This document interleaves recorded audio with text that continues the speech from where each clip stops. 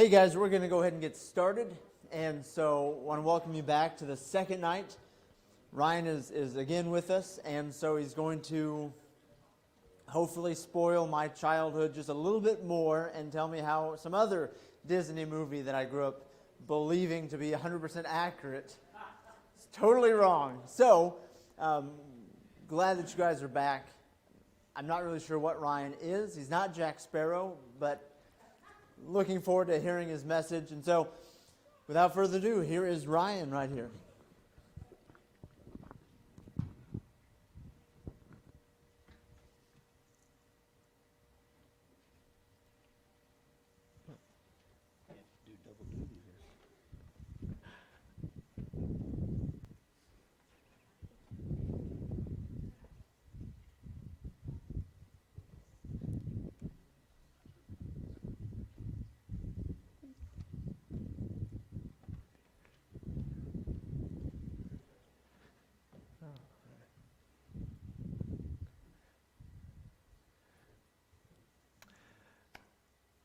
We journeyed with the original settlers of Jamestown and then the Pilgrims as they all came to the New World in our previous session. Well, the decades and centuries that followed the success of Plymouth saw tens of thousands of people move to the American colonies. And by 1691, Plymouth and Massachusetts Bay colony had united to become one large colony, the Massachusetts colony. And then, after that, Virginia had become an official royal colony in 1624. Maryland is established in 1632, Rhode Island and Connecticut, 1636. Carolina, 1663, it gets split into North and South Carolina in 1712. New York, New Jersey, and Delaware, 1664. Pennsylvania, 1681, and finally, Georgia, 1732. The population of the 13 colonies will go from 1,980 in 1625, when there was just New England and Virginia, to 2.4 million people 150 years later in 1775. It was a place of freedom, opportunity, and prosperity. It really was. See, London is 3,000 miles away, about 2 months, by boat across the ocean. And so Parliament ends up having very little involvement in the daily affairs of what takes place in the colonies. The locally elected governments run matters in a way that is supportive of the people, of what they want, but is also bringing profits to the empire. So everything seems to be going not just good, but very good. Which, a little side note, one of the great lessons from history that turns out to be an American value is that it always seems in history that the less government is involved in people's lives, the more they are able to accomplish and the more they prosper. That's an American value. Events, however, were set in motion in the 1750s. That's going to change everything. Everything's going to get turned upside down. 75,000 French traders and soldiers began traveling the rivers of the western frontier, establishing commerce with the Native Americans, sometimes marrying the natives, including the daughters of chiefs, and creating very strong alliances. The 1.5 million British at this time, colonists, are all out over on the coastal areas, and so this leaves a large area of territory between the French and the British colonists here, with the Native Americans inhabiting all of that territory as well. And those natives are becoming more and more loyal to the French. Well, in the spring of 1753, Paul Marin de la Milieu, it's French, led 2,000 men to build forts along the St. Lawrence, the Allegheny, the Ohio, and the Mississippi rivers. Ooh, this gets everybody's attention. This generates some concern about everything going on in the western frontier, especially if you were someone who was invested in the Ohio Company. The Ohio Company was one that was looking to do great expansion in trade and finding some of those resources of the western frontier for that trade. Some of those invested in it included Virginia Governor Robert Dinwiddie. Yes, the governor of Virginia at the time was called Governor Dinwiddie.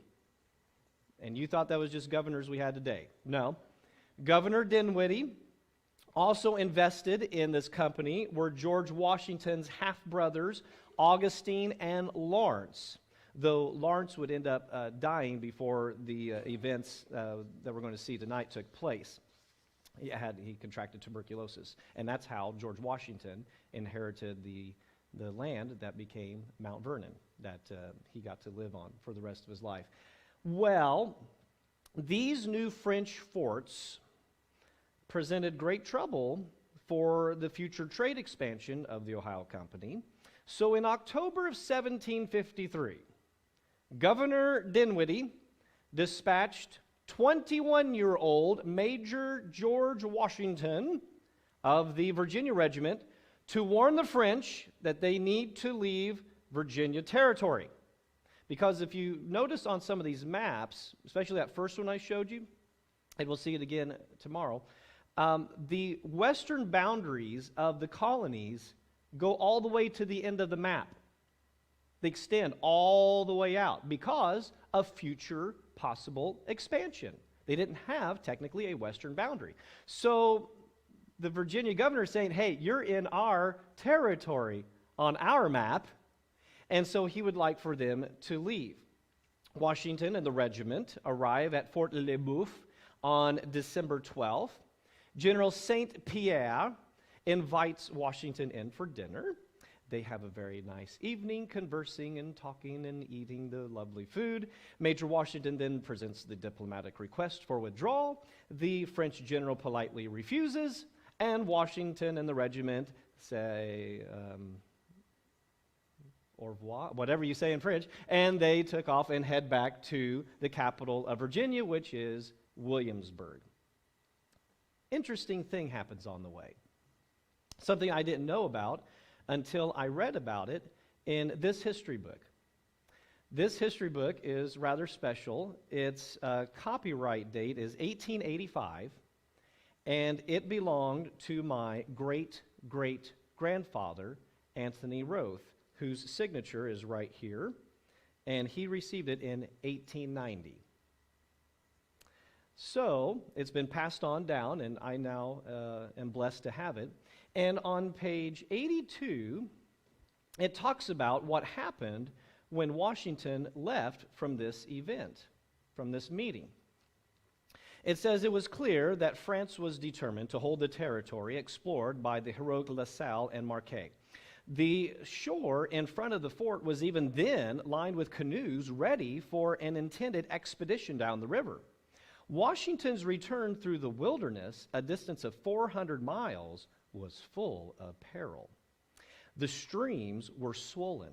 The snow was falling and freezing as it fell. The horses gave out, and he was forced to proceed on foot. With only one companion, he quitted the usual path, and with the compass as his guide, struck boldly out through the forest. You remember Washington was a successful and accomplished surveyor. And so he learned and knew the territory quite well. I wonder if that'll come in handy for him someday. An Indian, check this out, lying in wait, fired at him only a few paces off, point-blank range, but missing, was captured. How did he miss that close? Attempting to cross the Allegheny on a rude raft, they were caught between large masses of ice floating down the rapid current of the mid-channel. There were huge chunks of ice flowing down the river at the time. That's how cold it was. Washington thrust out his pole to check the speed, but was jerked into the foaming water. Swimming to an island, he barely saved his life. Fortunately, in the morning, the river was frozen over, and he escaped on the ice. No hypothermia? No extra set of clothes to change into? Wow. How he survived this particular trip home is astounding. And that was recorded in this history book. Well, he gets home and so delivers the news that the French are not going to evacuate the fort. So on May 1st, 1754, Washington is sent with Virginia forces to capture Fort Duquesne at the fork of the Allegheny River and Monongahela River. Today, this area is now known as Pittsburgh. This is where this took place. On May 24th, about 60 miles out, Indian scouts alert Washington to nearby French troops. He orders the immediate and very hurried construction of Fort Necessity. The fort in all of its glory was a glorified wooden fence with a little storehouse in the middle. That is Fort Necessity. And it was completed on June 3rd. A few days later, 100 British regular troops joined them, see the fort, and say, we're going to set up camp over here. And establish their own little spot. Okay. Well, with them arriving, this gives Washington a force of nearly 400 men. Problem is, of his nearly 300 Virginians, a quarter of them are sick and can't fight. So, Colonel Joshua Fry, who had led the British regulars, had died in a little skirmish at Wills Creek on May 31st. So this leaves Washington to assume command of the entire regiment, giving him a promotion to colonel. Colonel George Washington now. Oh, yes. All right. So, the French, led by General Louis Coulon de Villiers, attacked on July 3rd with 600 French regulars and Canadian militia and around 100 Indians. So it's 700 to 300. The French outnumbering them.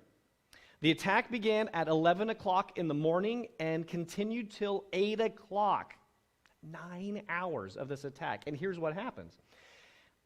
First off, a heavy rain had flooded the trenches that Washington's men had dug, so they have to go back inside the fort and just pretty much try to shoot over their fence. They're just shooting over the heads of their opponents.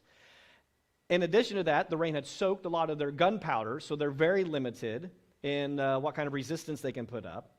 And in addition to that, the natives have decided to climb up in the trees and shoot down into the fort.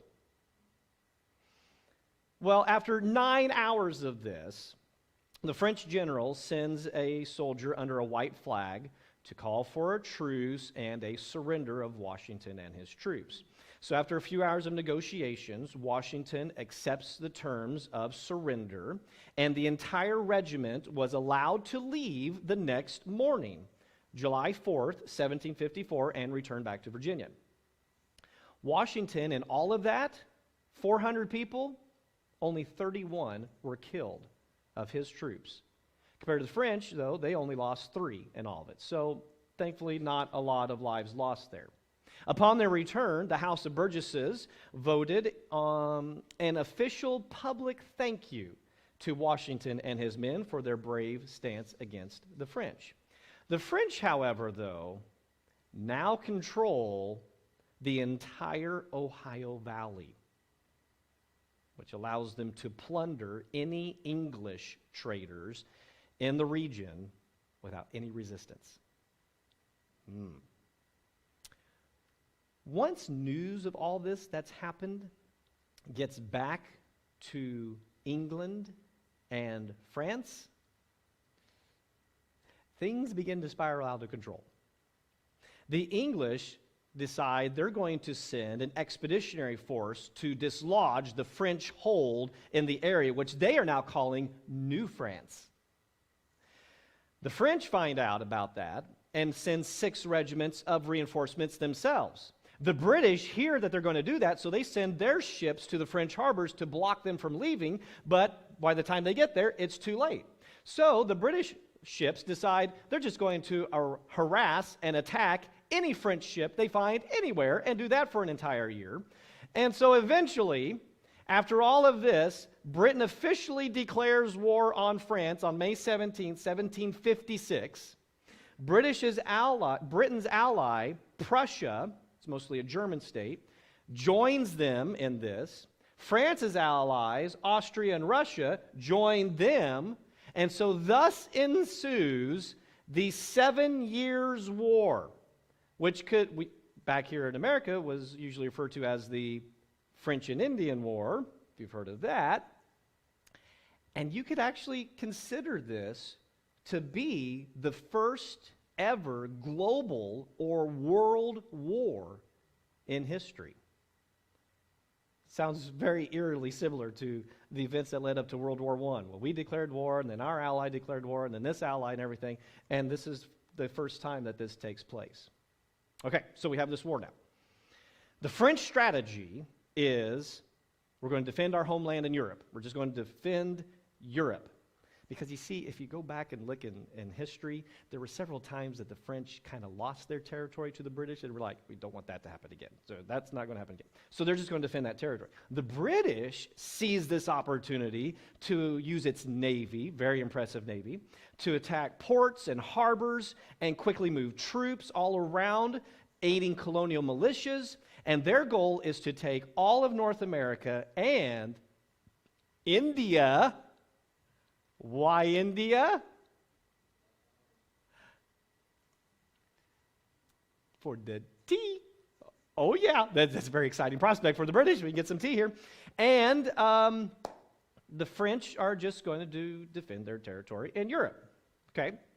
And all this started with George Washington in this trip. Okay, so anyway, back in America, April 1755, recently arrived General Edward Braddock invites Colonel George Washington to come out of retirement. See, remember his half-brother Lawrence had died. He had inherited Mount Vernon. He is living the life. He's back home. This is where this is the only place he ever wanted to be. I just want to be home at Mount Vernon, doing what I love to do, farm the land, just enjoy my time there with Martha and the family, you know. But out of a sense of duty, he accepts the general's invitation. Washington's mother, not happy. She rushes there to Mount Vernon and says, "What are you doing to your poor mother? Don't go fight in this battle." You think I'm making that up? That's what she said. She's very upset about it. So George replies to her, quote, "The God to whom you commended me, madam, when I set out upon a more perilous errand, defended me from all harm, and I trust he will do so now. Do not you?" So she lets him go, hesitantly, but she does. Braddock's forces include 2 Irish regiments that he's brought along with him, as well as the local Virginia militia. They're going to go. And they set out from Fort Cumberland, Maryland on May 29th, numbering over 2,100 strong. Okay, they got a good group there. The entire expedition, once you put in all the wagons, all the cannon, all the supplies, all the men, stretches 4 miles long. Their progress was not a rapid one. It was rather slow going. They frequently would have to widen the road, because there's not hardly any road, it's just dirt paths there. So they have to clear some trees in order to bring the artillery, the wagons through and all this stuff. And Braddock is getting very impatient. He's like, this is not going well, this is a very slow pace. So, in addition to that, Colonel Washington has gotten sick with something. He's got fevers, chills, headaches. That's not good, because he's supposed to be, really helping him out here. Well, they eventually, what Braddock decides to do, let's divide the force in 2. All the wagons and everything like that, you keep coming as fast as you can. We're going to take another group and go a lot faster to get to where we're hoping to engage them at Fort Duquesne.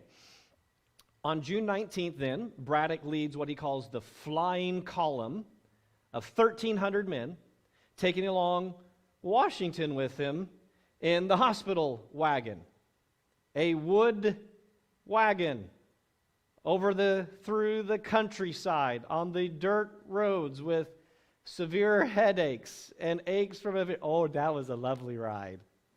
Oh, man, feeling every bump. Oh, that's not. Along the way, they meet some Shawnee and Delaware Indians who offered their services as scouts. Oh, Washington thinks this is great. This is wonderful. He tells Braddock, accept the offer. Let him come and help us out. We need the scouts.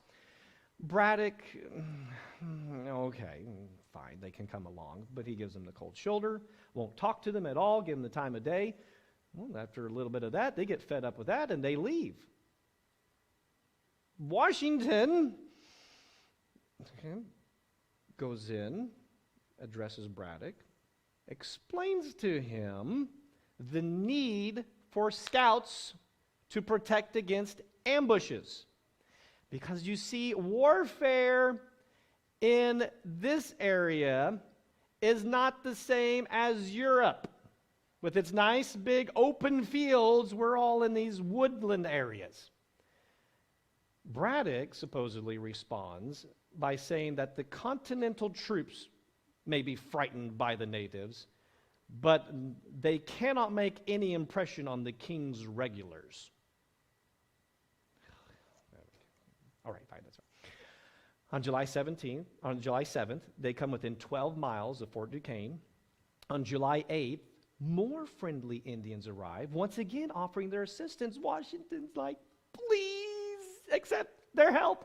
We need it. Braddock has the same response as before, scorns their offer, and they leave and don't help them.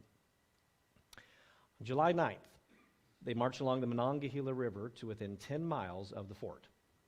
Washington describes the scene. Here's what he said. Every man was neatly dressed in full uniform.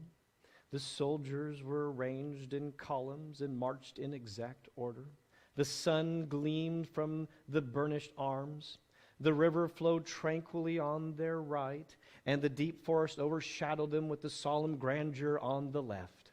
Officers and men were equally inspirited with cheering hopes and confident anticipations. And they had reason to be. They thought that the fort was lightly defended, and it was until they received Canadian reinforcements, bringing their number up to 1,600, including their Native American allies. Well, they set out a force of 108 French regulars, 146 Canadian militiamen, and 637 Indians for a combined force of 891 versus the 1,300 British regulars that are on the way. The French forces want to set up an ambush, but they're a little too late. They don't realize the British are that close, and they run into Lieutenant Colonel Thomas Gage. You're going to hear his name in the next session. Gage is advancing a guard of around 350 men that were kind of leading the group, and they encounter them at about 1 o'clock p.m., about 7 miles from the fort. Gage immediately opens fire when he sees the French. Nearly 100 Canadians immediately retreat to the fort. I'm not going to make any comment about that.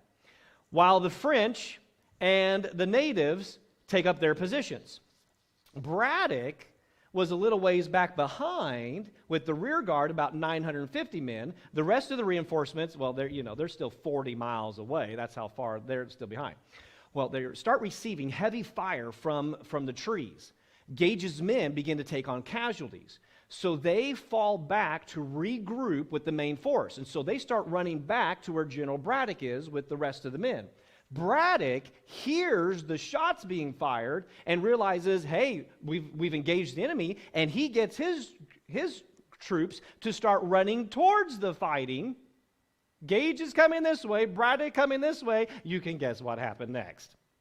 It was a crash and a disaster that began to ensue. Confusion begins to spread as they're all running into each other. Besides, so they're trying to organize themselves, but there is deadly musket fire coming from every direction, from not only on the ground, but from natives up in the trees shooting down at them. The natives are quick to, as soon as one falls, one of the enemy soldiers falls, they go and they scalp him, take the scalp, nail it to the tree so the enemy sees what's happening to them. That, and the British are hearing something they'd never heard before. Whoop! Whoop, whoop, whoop, whoop! This war cry that is just shrieking and echoing through the trees. What was that about the British regulars not being intimidated? Some of the British end up shooting each other because they are frantically trying to figure out where to fire because bullets are coming from every direction. It is absolute chaos, turmoil. General Braddock, though, comes upon the scene, and he is undaunted.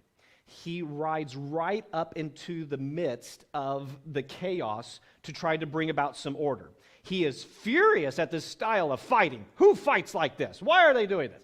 And he is livid with his soldiers and orders them to get back into formation. It was reported that he would actually go up with his sword. If one of the soldiers tries to run or hide or take shelter behind something, he would go up there and hit him. He wouldn't stab him. He would smack him. He'd hit him with his sword and tell him to get back into formation. So they try. Braddock's fellow officers, they see this. They're like, wow, the general, he's not scared. It kind of inspires them. And so they begin to get their units back together and take up their standard firing positions on the road, though that just seemed to make them easier targets, but they do it anyway. The Americans, the Virginians, guess where they go? Into the woods. And they begin to find ways to start finding, those who are shooting at them, although occasionally they got shot at by the British because they didn't realize, who all's in the woods. But in stark contrast to what the British are doing, the rear guard of Virginians are actually able to effectively move about the trees to fire upon the enemy. The British actually start holding their own and are able to fight on for 3 hours. Washington, still recovering from his illness, is engaged in all this. He is riding on horseback, going back and forth, carrying Braddock's orders to all the different officers. Braddock himself has 5 horses shot out from underneath of him because the natives are singling out officers because it's really easy to tell which ones they are. They're the ones on the horses. So they're trying to shoot the officers to continue the chaos. Well, after 3 hours of this, and after 5 horses shot out from under him, General Braddock finally takes a shot in the chest. The entire army is now without orders, begins to retreat as Braddock is hurriedly carried away. As he is attended to, guess who assumes command again? Colonel Washington. And he begins to organize the rear guard to assist with the retreat. The retreat was successful, and they were not even pursued by the enemy. The French didn't feel like they had the forces necessary to do that, and the natives went about their scalping and the plundering of the dead. Wagons, guns, artillery, cattle, horses, baggage, provisions, 25,000 pounds in currency, and Braddock's personal papers are all left behind during this retreat. Neat little side note, one of the baggage wagons was being driven by a man named Daniel Boone. He and his cousin Daniel Morgan were driving one of these wagons when they were all of a sudden attacked by Indians, but Boone jumps down off of the seat, cuts the lines, and he and his cousin are able to escape on horseback, just like in a movie. It was great. So, they made it. Of the 1,300 British forces, 456 are killed in the battle, and another 422 are wounded. Out of 86 officers, 63 are wounded, with 26 of them dying. Of the 50 women who had accompanied them as maids and cooks, 4 make it back. The other 46, half are killed, the other half taken prisoner. The French, compared to the 456 the British lost, only 27 are killed and 57 wounded. Braddock, 3 days later, will die on July 13th. Washington performs the funeral as Braddock is buried near good old Fort Necessity. After the little service and the burial, they run their wagons over the dirt to obscure the burial plot so that it would not be found and desecrated by the Indian combatants. Another little side note, in 1804, it's believed that Braddock's remains were discovered by a road crew. They exhumed the remains and gave them a new gravesite with a marble monument erected to General Braddock in 1913, kind of bringing a little close to his part of the story. Washington gets the men, the army, back to Colonel Thomas Dunbar and the reserve forces that are now only 7 miles away. Dunbar assumes command and organizes then the formal retreat. They destroyed all the remaining supplies and cannon, burning around 150 wagons of supplies. I guess they didn't know the French were not pursuing them. This was just one of the little battles in the entire global 7 Years' War, French and Indian War. That war takes a turn in 1762 when Russia switches sides because they get a new leader there, Tsar Peter III. He takes power. That then put Britain, Ireland, Prussia, Portugal, Hanover, and Russia against France, Austria, Saxony, Spain, and Sweden. The war ends 1763 with the Treaty of Paris between France, Spain, and Great Britain, and with the Treaty of Hubertsburg between Saxony, Austria, and Prussia. War is done. What are the results? The war turned out pretty good for the British Empire. They end up with the bulk of French territory in North America. All that pink there, that used to be the French, now it's the British. They also come out with Spanish Florida and some of the Caribbean islands. They also acquired several French trading posts in India. Tea. That's their favorite part. The French, on the other hand, lost a lot. All their colonies in North America. Spain got Cuba and the Philippines, Louisiana, and the land west of the Mississippi. The French have not much of anything left. But they have their homeland. That was all fine. Everyone has massive war debt. France, probably the worst, which is what's going to lead to a lot of problems back home and eventually the French Revolution. Although, and altogether then, out of this entire global war, there were around 1 million casualties during this first global world war. Back in America, the colonies felt like they had been dragged into all this. This whole affair, as if it were not for the British and Parliament and the King and all that stuff, if we could just been left out of this, everything probably would have been fine. But Britain felt that they had done a great service for the American colonies because look at what they did. We got rid of the entire French threat. Now we have all of this Western territory through which we can expand and increase our trade and all the resources we have available. And so we've done a great service for you, and now you're protected. This, however, came at a pretty good cost, and so everyone in the empire is going to help fork up some of that expense, especially maybe with some new taxes that are going to be coming your way.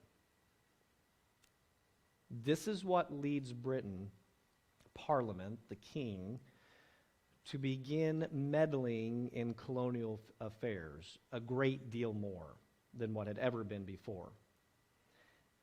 All of this when the colonists are just simply like, we just want to be left alone and just go back to the way it was, live our lives the way we had. They would not get their desired outcome, especially when a certain king takes the throne. Now, this is all interesting and engaging history we've looked at here in this particular instance regarding the 7 Years' War and this focus on this one little skirmish that George Washington was at in the French and Indian War. Why is that worth a whole session that we've gathered here for? Why spend all this time on that one event?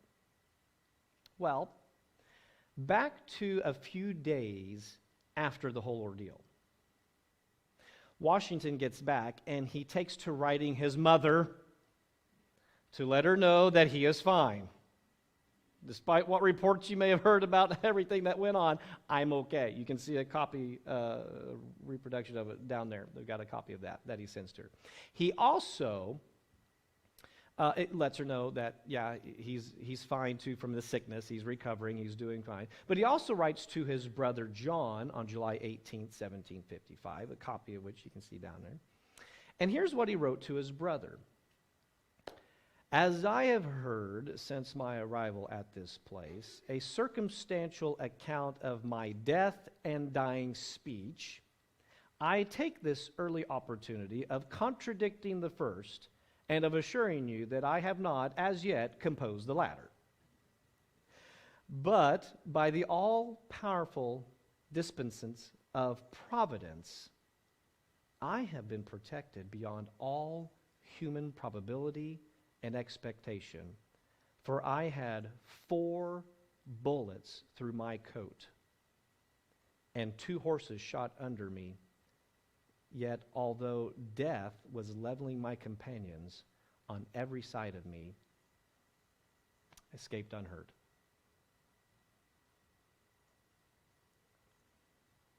George isn't the only one to notice this.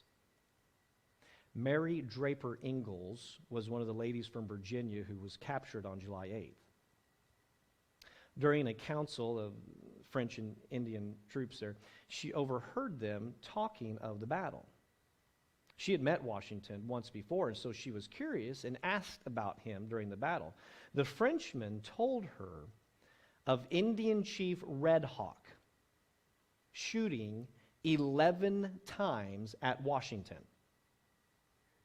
because the chief's gun had never missed before or since what he was shooting at. The chief believed Washington was being protected by the Great Spirit. On August 17th of that year, preacher Samuel Davies, who later became president of Princeton, delivered a message to Captain Overton's independent company of volunteers in Hanover County, Virginia. The sermon was entitled Religion and Patriotism, the Constituents of a Good Soldier. In it, Mr. Davies told of Washington's divine safety during the battle, concluding, quote, I may point out to the public that heroic youth, Colonel Washington, whom I cannot but hope Providence has hitherto preserved in so signal a manner for some important service to his country. That he had been divinely protected was so obvious, he wondered if maybe he might have been set apart for something very important in the future for this country. In 1770, 6 years before the Declaration of Independence, Washington and a friend of his, Dr. James Craik, are traveling to explore Western territories when they met an Indian tribe on today's Ohio-West Virginia border. The chief, as recorded by Dr. Craik, so a first-hand eyewitness, his account of what took place there, a chief spoke to Washington, and this is what he said. I am chief and ruler over many tribes. My influence extends to the waters of the Great Lakes and to the far blue mountains. I have traveled a long and weary path that I might see the young warrior of the great battle. It was on the day when the white man's blood mixed with the streams of our forest that I first beheld this chief, Washington. I called to my young men and said, "Mark yon tall and daring warrior. He is not of the red coat tribe. He hath an Indian's wisdom, and his warriors fight as we do." Remember the Virginians went into the woods? "Himself is alone exposed. Quick, let your aim be certain, and he dies." Our rifles were leveled, rifles which, but for you, knew not how to miss. 'Twas all in vain. A power mightier far than we shielded you. Seeing you were under the special guardianship of the Great Spirit, we immediately ceased to fire at you. I am old and soon shall be gathered to the great council fire of my fathers in the land of shades. But ere I go, there is something bids me speak in the voice of prophecy. Listen, the Great Spirit protects that man, pointing at Washington, and guides his destinies. He will become the chief of nations, and a people yet unborn will hail him as the founder of a mighty empire. I am come to pay homage to the man who is the particular favorite of heaven and who can never die in battle.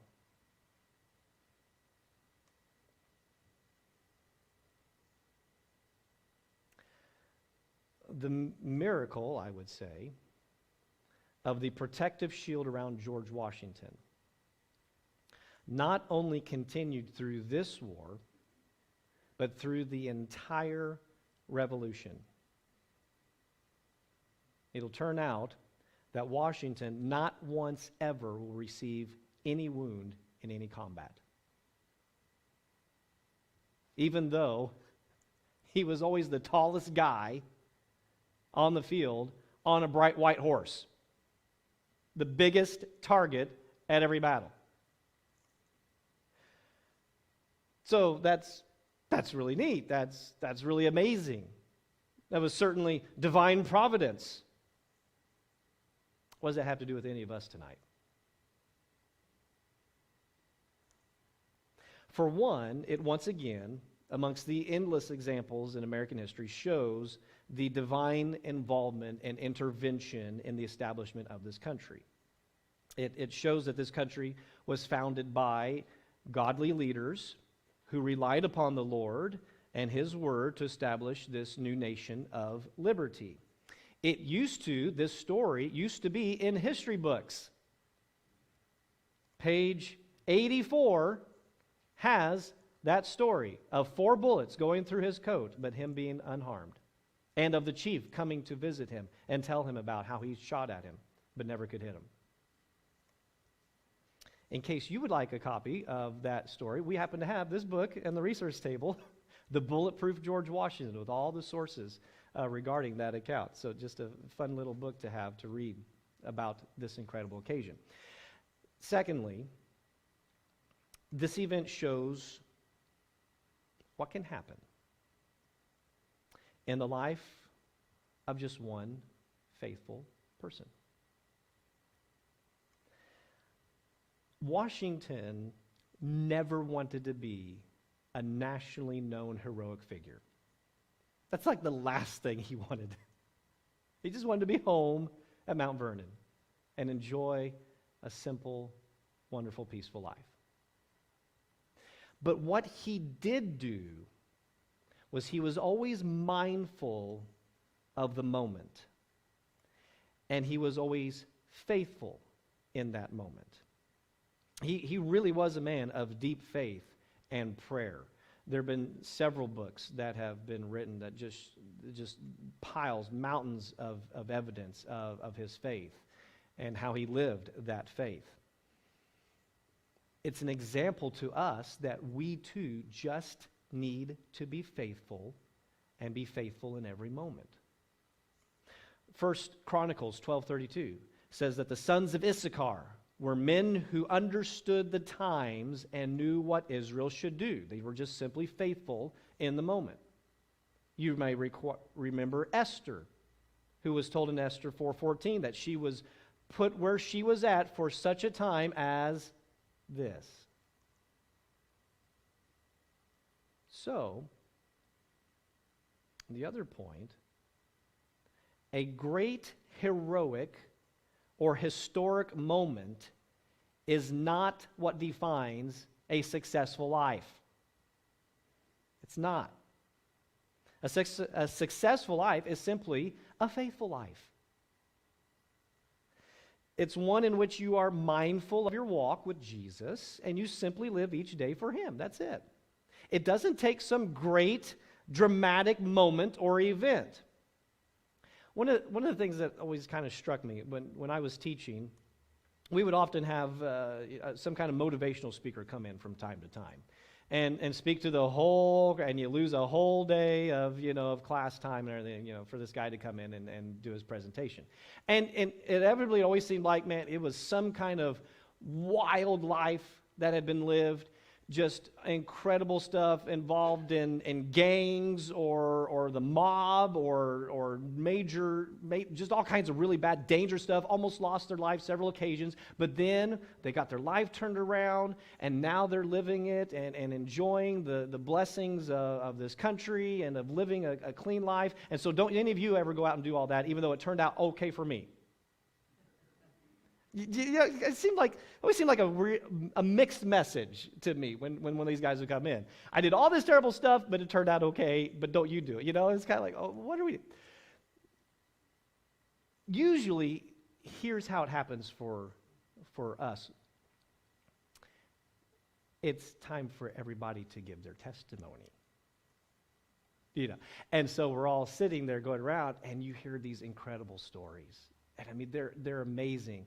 Their life was going in the wrong direction. They were headed to total destruction, depravity, whatever it was. And then they met Jesus. And their life is completely turned around, and now they get to live in the love and joy of Jesus. And it's just, wow, powerful, impactful thing, what Jesus can do in people's lives. And it's amazing. Wow, that's fantastic. Praise the Lord. Oh, now it's my turn. What's your testimony? I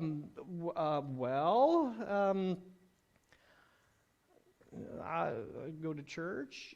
I kind of grew up in the church.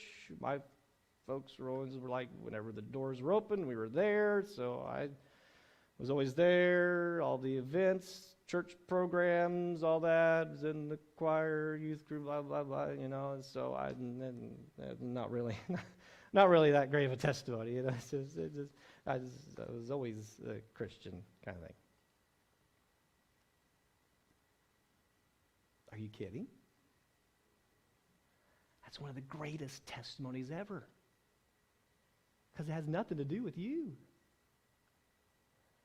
but everything to do with a faithful father or mother or grandfather or grandmother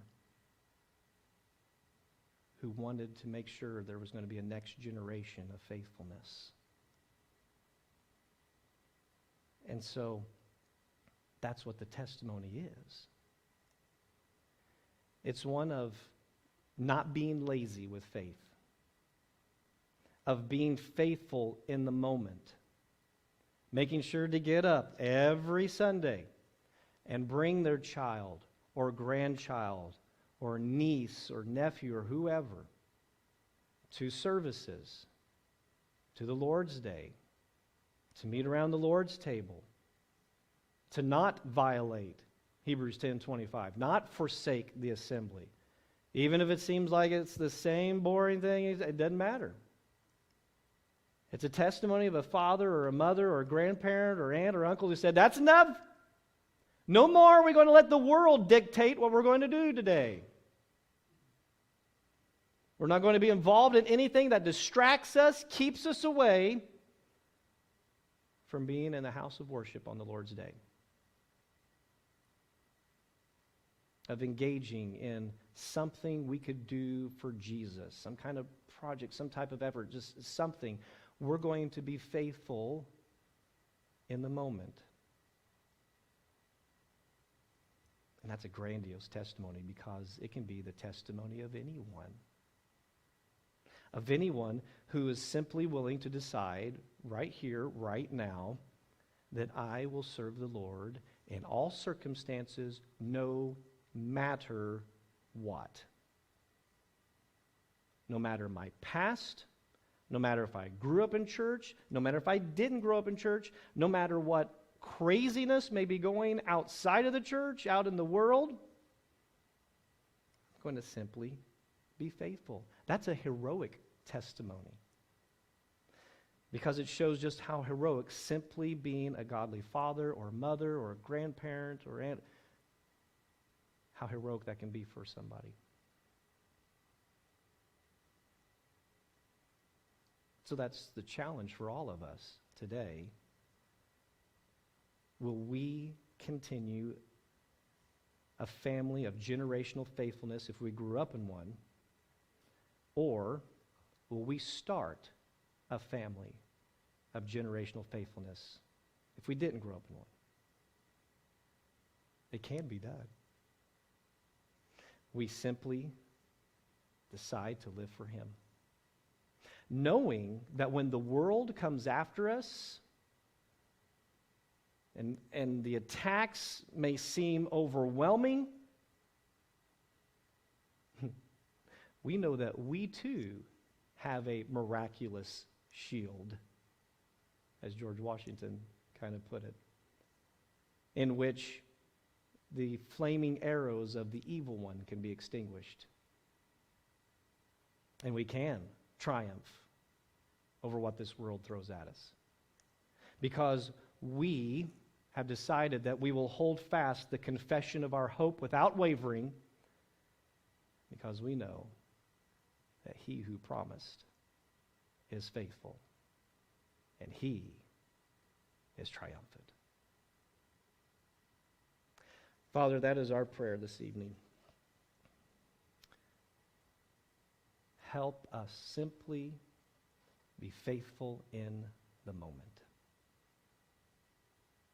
Whatever this world throws at us, may we just simply be committed that we're going to be faithful. We're going to do as you would have us do, and we are going to do warfare with the weapons not of this world, but with love and mercy and generosity and service to those who would even despise us, because we just want them to see how much you love them, how you love everyone.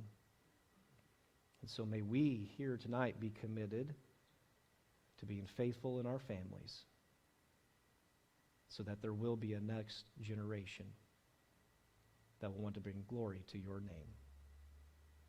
Thank you that someone told us about Jesus, so that we can do so in return. Until the day we see you face to face and we join together as the whole family of God and rejoice in the victory that comes through you. That is our prayer and our commitment. And we do it all in Jesus' name. And those who want to be faithful in the moment said.